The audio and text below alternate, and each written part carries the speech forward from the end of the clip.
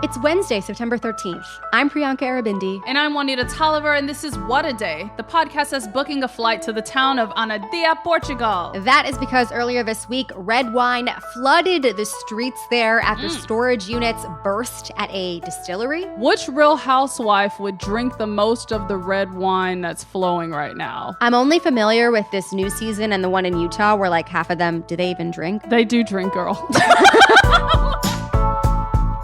On today's show, House Speaker Kevin McCarthy thinks that two can play the impeachment game, and he opened an inquiry into President Biden. Yikes. Plus, McDonald's says that it will get rid of self-serve soda machines in its dining room. Don't you worry, though. Apparently, the tech is so complicated that it won't finish the change for 9 years. Double yikes. But our top story today, the first big antitrust trial against a big tech company since 1998 is underway right now in Washington, D.C. Lawyers for the Department of Justice gave opening statements in their case against Google yesterday in a packed courtroom. They argue that the company illegally created a monopoly with its titular search engine, Google, to squash competitors like Yahoo and Bing. The trial is expected to last about 2 months, and the verdict will determine whether big tech companies can be held accountable to the nation's antitrust laws in the modern era of Al Gore's internet. So there's a lot riding on this. Certainly is. Also makes me remember the days of maybe being in 5th grade. We were a Yahoo house. Like Yahoo was the homepage in my home. And then Google started to take over. And I was like, I'm ready for Yahoo to be back. I want my snippets of the news. I want my little entertainment. And then slowly, Google chipped away at me. But justice for Yahoo. My 5th grade self is like ready to go. But anyways, before we get into this case, can you remind us a little bit about these antitrust laws, what they even are, what they're for? Help us out here. Yeah, so antitrust laws were put in place to encourage competition in the marketplace and give consumers more options. The DOJ is saying that Google has made itself so dominant in the search engine industry that other companies don't stand a chance. So it's really about fairness. So to break down the basics of this case, why it matters, and what we can expect as the trial goes on, we have with us Sara Morrison. Sara is a tech reporter over at Vox covering all things big tech, data privacy, and antitrust. She is also a friend of WAD. Sara, welcome back to the show. Thanks for having me back. So let's start with the big picture for folks who know nothing about antitrust laws, but know and use Google pretty much every day and probably on every device. What is the DOJ accusing Google of, and how strong is their case? Well, the fact that, as you said, people do use Google probably on every device is what the case is about, pretty much. Mm-hmm. It basically comes down to, which search engine do you use and why. Pretty much 90% of the world, is using Google. So that's not really in question. The fight is over why. Google says, because we're the best, and the DOJ says the problem is that you are paying various companies billions of dollars a year in order to be the default search in everybody's browser, almost every phone, anything you access the internet essentially on, almost all the time, Google is there. They're saying, you've done this deliberately to make it difficult for other search engines to get in front of people. Yeah, you mentioned pay, and I think the word of the day should be payola, as it was referenced in one of the stories I read. But is there anything that has stood out to you in the argument so far now that the case has officially begun? The DOJ saying, we are going to prove this because we have documents and internal things of Google specifically saying for years that this was a plan to freeze out competitors and maintain our dominance. That's the claim they make. If you remember, it was a while ago, the Microsoft case, internal documents from Microsoft where they said, we want our browser to be the only one in front of people, and we're going to kill our competitors. Wow. I don't think Google is saying that. They're more careful, but that was a very damning thing for Microsoft, and it may be a damning thing for Google. We'll see. As you referenced, this isn't the first time the Justice Department has gone after a big tech company. They went after Microsoft in the 90s over their web browser, Internet Explorer. Can you tell us a little bit more about that case, the verdict there, and how it compares with this case that we see with Google today? Microsoft was the operating system that almost everybody used. This is before Apple was really, had the iPhone, which obviously really put it on the map. So I think it was something like 95% or something of operating systems were Microsoft and Windows. And then you have, the internet and consumer internet coming, and you have some companies who have web browsers. which starts to obviously become like the gateway to the internet, that becomes increasingly important and used. And so Microsoft says, well, we need to have an internet browser too. And not only that, but we're going to bundle it in with Windows. So everybody who has Windows is going to also have this Internet Explorer browser. And it's going to be really hard to use a different one, either because we make it basically impossible to remove from our systems. And at that point, to install another browser, you have to like put in a CD, download it from a very slow internet. So for our listeners who may not remember, all computers came with a CD-ROM at one point. Yeah, y'all may not have been born yet, but it was a thing. So yeah, the Department of Justice said you are making it too difficult for anybody to compete with you because of your control over an operating system. You don't even need to have Internet Explorer as part of your operating system anyway. Why'd you do that? And you've basically killed off competition. There were companies like Netscape Navigator that you are not using as your browser right now because they essentially don't exist anymore because of this. Microsoft did lose. The initial verdict was to break them up. Obviously, Microsoft still exists in one piece, so part of that was overturned. They were going to have to go back and do it again, I think, parts of it. But basically, we get a new president, and then the Department of Justice settles. You notice that you don't use Internet Explorer anymore. That's because you didn't have to. And everybody was like, Internet Explorer sucks. And then, what's this? It's Chrome from Google. It's much better. Yeah, so let's talk about the possible outcomes here. What would happen if the DOJ does win this case? When the DOJ won the Microsoft case, Microsoft was ordered to break up. That's very extreme. I think the possibility of that happening is remote, but the Department of Justice has asked for structural remedies. There's also sort of like less extreme things, like you can't do these default search agreements. If the outcome is in the Department of Justice's favor, then there's a sort of a remedy hearing where they sort of decide based on evidence what the best way to fix this is going to be. And on the flip side, what would happen if Google wins this case? If Google wins this case, and obviously wins through various appeal processes that they're going to have, it could show that they've done nothing wrong. Obviously, they've done nothing wrong according to our antitrust laws as they are. So does that mean there's nothing wrong with them, or does that mean there's something wrong with our antitrust laws? That is what people will start to really be looking at. Do laws that, were made decades, over a century ago to deal with sort of physical goods and services. Yeah. Can they be applied to this like invisible economy where products are free? Now, back to a potential positive outcome for the DOJ. If they win this lawsuit, can we expect officials to sue other big tech companies over similar business practices? And which other companies could, as you say in your article, catch a lawsuit? Well, we can expect it because they already have. This isn't the only antitrust lawsuit against Google, even. There's also one, I think, from several states and the Department of Justice, I think it's two different ones, over their ad tech business. So a different arm of their business that is also far-reaching into the internet. There is another one from the FTC, the Federal Trade Commission, against Meta that's trying to unwind its acquisitions of Instagram and WhatsApp. There's also a lot of rumors from a couple different outlets, so I think they're pretty reliable, that an FTC case against Amazon is coming like any day now. And there's also, for a couple years now, been reports that the Department of Justice is looking into Apple and its App Store. So yes, we could expect more cases. For the regular consumers who may not necessarily see like what is the benefit here, may not be watching this closely, why should they care about this? Like, what effect could this case have on their lives or how they use the internet? I mean, I think that's tricky because a lot of this is about what you don't have, allegedly, because of Google's practices. So is there another, universe where there's a better search engine than Google, or Google has had to compete to make its own search engine better? Has it gotten complacent because it doesn't have competition? Consumers are, I suppose, being harmed because there isn't other things out there that would be better. It's hard to sort of prove a negative or just a thing that doesn't exist. But again, with the Microsoft trial, after, Internet Explorer, they couldn't push Internet Explorer on people. We do get a bunch of browsers, and Google kind of rises up from those ashes. So maybe there's a company that's doing really good, cool things that the outcome of this case could give it, an actual like even playing field. Sara, thank you so much for joining us. It is always a joy to have you. It's a joy to be here. Thank you. That was Vox senior tech reporter Sara Morrison. We'll link her explainer article in our show notes if you want to read more about the case, but that's the latest for now. We'll be back after some ads.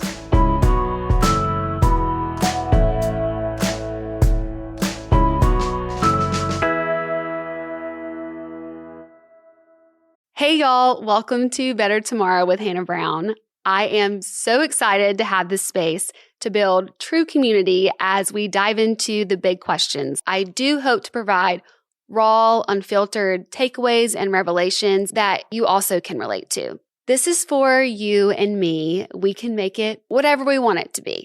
Did that just rhyme? Let's go for it. We'll be better tomorrow. Listen on the SiriusXM app, Pandora, or wherever you get your podcast. At Discount Tire, we know your time is valuable. Get 30% shorter average wait time when you buy and book online. Did you know Discount Tire now sells wiper blades? Check out our current deals at discounttire.com or stop in and talk to an associate today. Discount Tire. Let's get you taken care of. With Instacart, you can get groceries and more delivered from over 1,000 stores and 75,000 locations. So whether you need a massive haul from a wholesale club, everyday essentials from your go-to supermarket, or specialty items from your favorite local grocer, you can get whatever you need delivered in as fast as an hour. You can even shop for pet supplies, electronics, and sporting goods in just a few clicks. Visit instacart.com to get free delivery on your first 3 orders. Offer valid for a limited time. $10 minimum per order. Additional terms apply. Let's get to some headlines. Headlines.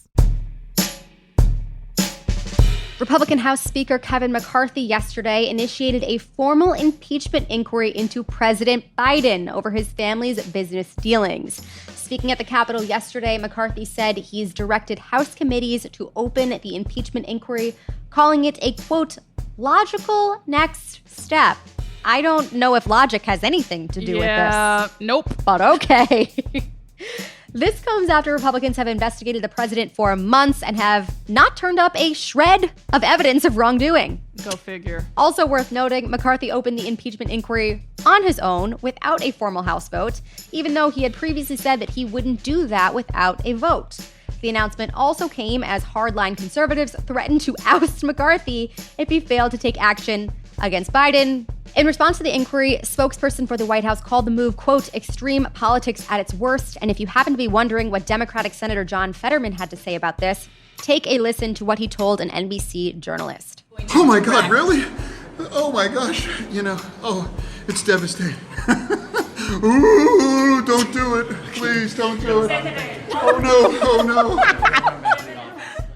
Wow, I am John Fetterman. Wow. That was definitely my reaction. That's incredible. A federal grand jury yesterday indicted the 5 former Memphis police officers involved in the beating death of Tyre Nichols. They face 4 federal charges, 1 count each of excessive force and deliberate indifference, and 2 counts of witness tampering. This is on top of the second-degree murder charges the officers face from the state, which they pleaded not guilty to. Nichols, a 29-year-old black man, was violently beaten earlier this year after a traffic stop and brief foot chase. He died in a hospital 3 days later from his injuries, and his death spurred protest against police brutality and vigils to honor his life across the country. Body cameras and surveillance footage from Nichols' arrest were released about 2 weeks after his death, and the officers were terminated from the department shortly after that. In the indictment, prosecutors allege that the officers deliberately tried to keep their body cameras out of view of the beating.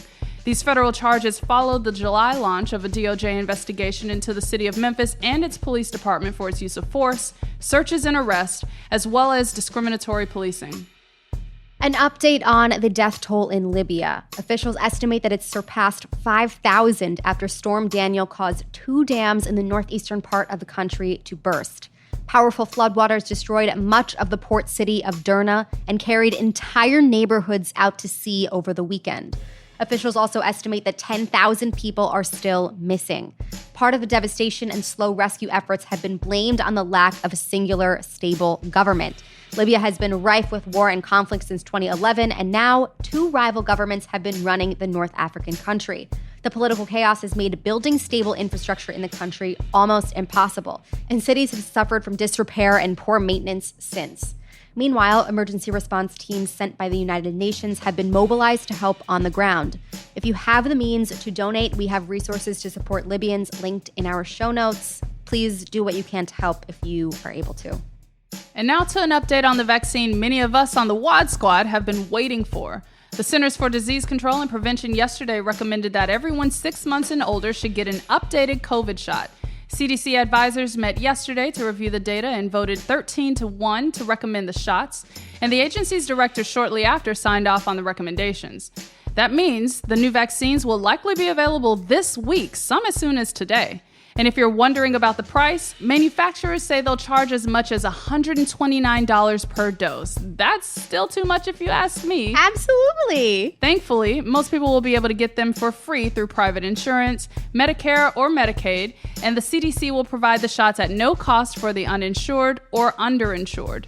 Tuesday's move comes one day after the FDA-approved vaccines from Pfizer and Moderna, and a new shot from Novavax remains under review. That sticker price, that's just not going to fly. Also in medical news, grab a tissue for phenylephrine. An FDA panel said yesterday that the drug, long found in most over-the-counter cold meds and decongestants, is ineffective. Oh. Some of the products of that drug include Sudafed PE and Dayquil. So if you have been taking this stuff and wondering why you are not getting decongested, like me, it's because that shit didn't work.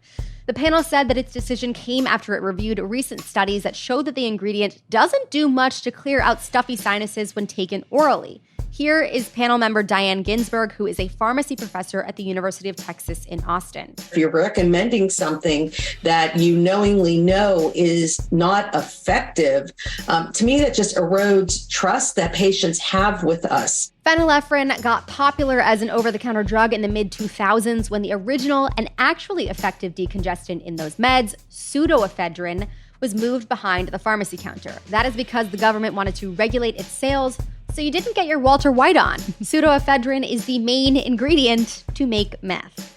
Though if you're sick and congested and need the good stuff, here is a WAD pro tip. Go to a pharmacy counter anytime, ask for it, show your ID. There are just limits on buying bunches of it in a given time.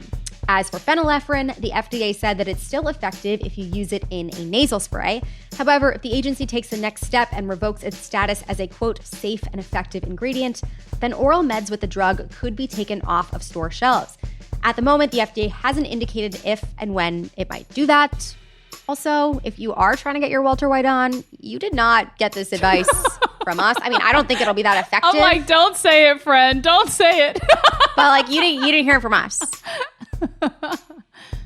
And finally, it is with a heavy heart that we bid farewell to McDonald's self-serve soda machines in dining rooms.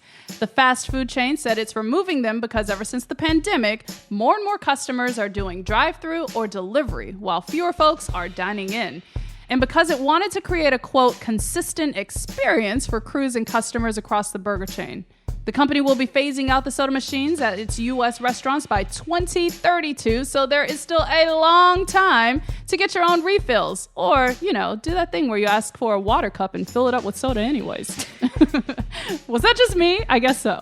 No, that was everybody. Please, if you weren't doing that, what were you doing? Were your parents just paying for you to have the full soda? Lucky you. Never.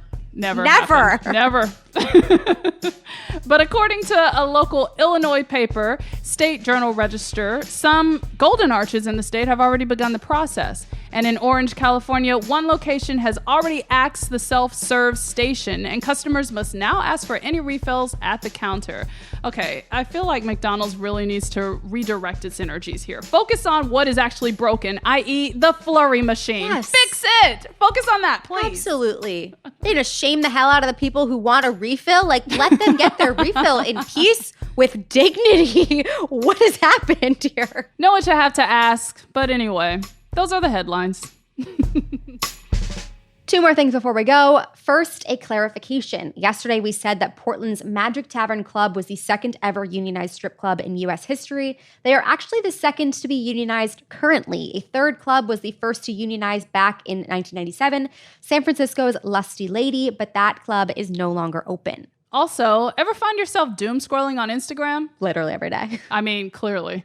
Tune into this week's Offline. Jon Favreau and Max Fisher talk about phone addiction and their best practices to stay offline, plus parenting the internet generation.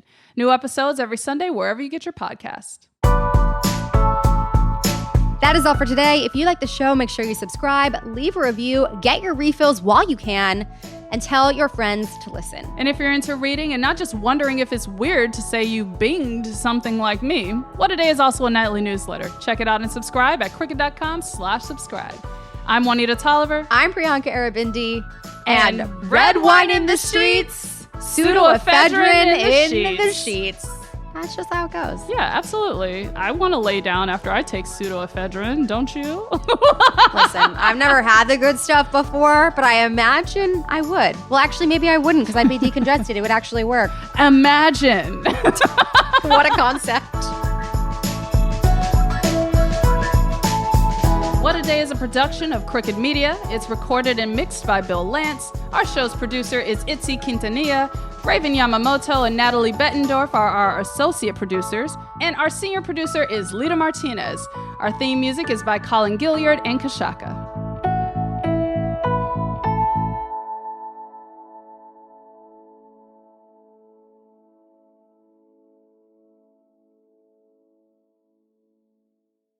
At Discount Tire, we know your time is valuable. Get 30% shorter average wait time when you buy and book online. Did you know Discount Tire now sells wiper blades? Check out our current deals at discounttire.com or stop in and talk to an associate today. Discount Tire. Let's get you taken care of. You can live out your MasterChef dreams when you find a professional on Angie to tackle your dream kitchen remodel. Connect with skilled professionals to get all your home projects done well. Visit Angie.com. You can do this when you Angie that.